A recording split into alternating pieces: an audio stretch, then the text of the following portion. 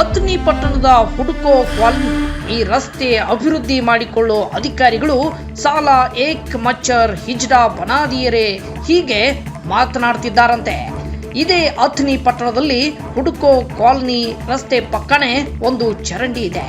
ಈ ಚರಂಡಿ ಇವತ್ತಿನ ದಿನಮಾನದಲ್ಲಿ ಒಂದು ಜೀವ ಬಲಿ ಪಡೆದುಕೊಳ್ಳೋ ಚರಂಡಿಯಾಗಿ ನಿರ್ಮಾಣ ಆಗಿದೆ.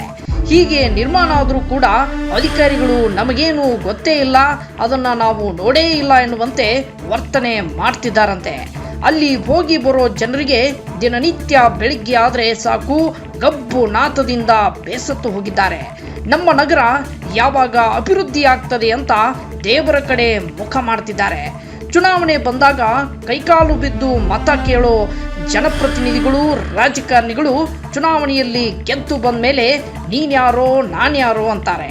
ಇಂಥ ಚುನಾವಣೆಯಲ್ಲಿ ಆಯ್ಕೆಯಾಗಿ ಬಂದ ಸದಸ್ಯರಿಗೆ ಪೊರಕೆ ಏಟಿನಿಂದ ಪೊರಕೆ ಮುರಿಯೋವರೆಗೆ ಹೊಡಿಬೇಕಿದೆ.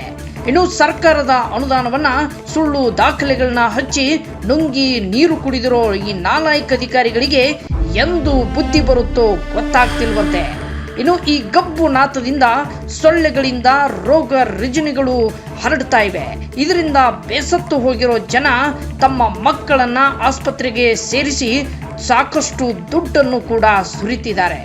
ಹೀಗೆ ಆದರೆ ಮುಂದೆ ಬರುವಂತ ಚುನಾವಣೆಯಲ್ಲಿ ಮತ ಕೇಳಲು ರಾಜಕಾರಣಿಗಳು ಬಂದ್ರೆ ಅವರಿಗೆ ಚಿಮಾರಿ ಹಾಕ್ತೇವೆ, ಚುನಾವಣೆಗೆ ಬಹಿಷ್ಕಾರ ಹಾಕ್ತೇವೆ ಅಂತ ಸ್ಥಳೀಯರು ತಮ್ಮ ಆಕ್ರೋಶವನ್ನ ಹೊರಹಾಕ್ತಿದ್ದಾರೆ.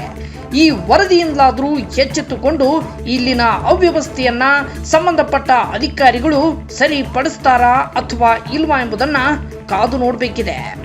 ಇದು ಊತ್ನಾಗ ವಾಸ ಬರ್ತೈತ್ರಿ ಕ್ಯಾಟ್ರಿ. ಮತ್ತೆ ಒಂದ್ ವೇಳೆ ಜಾರಿ ಬಿದ್ರಂದ್ರೆ ನಾಟಕ ಘಟನೆ ಹೆಚ್ಚಾಗಿ ಬೀಳತೈತಿ. ಅದಕ್ಕೆ ಹೋಗೋದು ಬರೋದನ್ನರಿಗೆ ತೊಂದರೆ ಆಗೈತ್ರಿ. ಅವ್ರಿ ನಿಮ್ದು ಮೂಳೆ ಇಲ್ಲಿ ಹೋಗುವಾಗ ನಿಮ್ಗೆ ಈ ರೀತಿ ಭಯ ಕಾಣ್ತೈತಿ.